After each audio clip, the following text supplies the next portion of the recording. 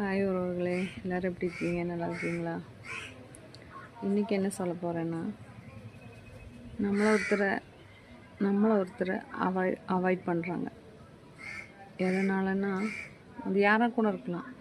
கணவராக இருக்கலாம், லவ்வராக இருக்கலாம், இல்லாட்டி நம்மளோட உறவுகளாக இருக்கலாம், ஃப்ரெண்ட்ஸாக இருக்கலாம். எதனால் நம்மளை அவாய்ட் பண்ணுறாங்கன்னா, நம்மளை அவங்களுக்கு போர் அடிச்சிருச்சு, அதனால தான் அவாய்ட் பண்ணுறாங்க. அதை நம்ம புரிஞ்சுக்கணும்.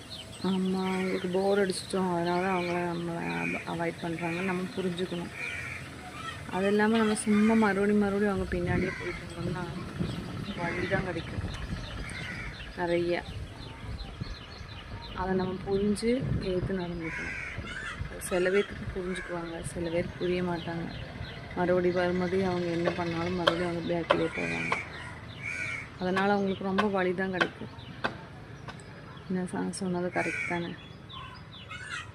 சொல்லுங்கள் நீங்களே.